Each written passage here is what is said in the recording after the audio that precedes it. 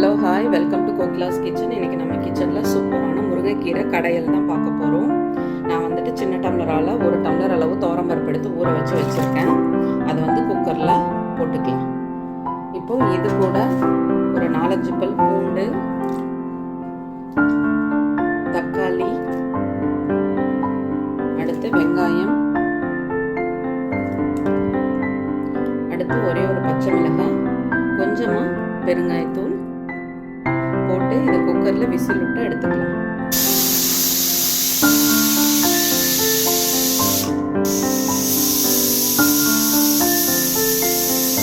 Steam இப்போ release ஆகிடுச்சு. Open பண்ணி பார்க்கலாம். கீரையுமே க்ளீன் பண்ணி எடுத்துட்டேன். இதை வந்துட்டு இப்போ வாஷ் பண்ணி எடுத்துக்கலாம்.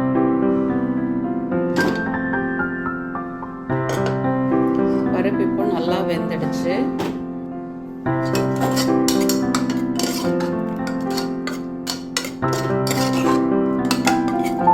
போட்டு இதை வந்து இது பண்ண வேண்டாம். இப்போது அகைன் ஒரு விசில் வைக்க தான் போகிறேன்.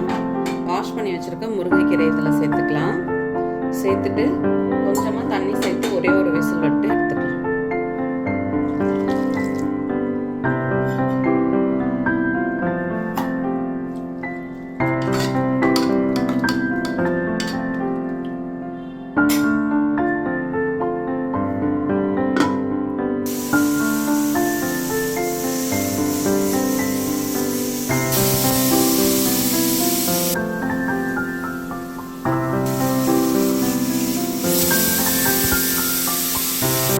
ஸ்டீம் இப்போது ரிலீஸ் ஆகிடுச்சு. ஓப்பன் பண்ணிடலாம்.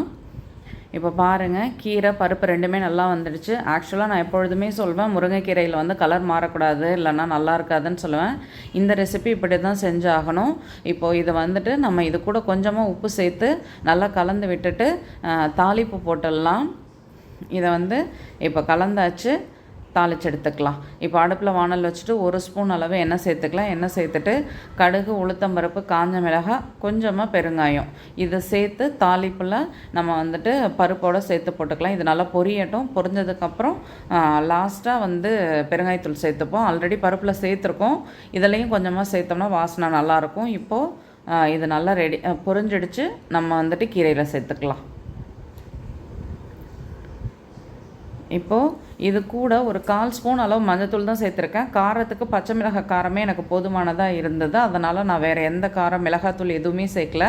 வெறும் மஞ்சத்தூள் மட்டும்தான் 1/4 ஸ்பூன் சேர்த்துருக்கேன். இதுவுமே நல்லா டேஸ்ட்டாக இருக்கும். அந்த பருப்போடு சேர்த்து நம்ம எல்லாம் மிக்ஸ் பண்ணுறதுல அது எல்லாமே ஒன்று சேர்ந்து சூப்பராக வந்துடும். இப்போ ரெடி ஆகிடுச்சு. நம்ம வந்துட்டு இதை ஒரு கொதி விட்டுட்டு ஆஃப் பண்ணோம்னா நம்மளோட முருங்கைக்கீரை கடையில் வந்து ரெடி ஆகிடும்.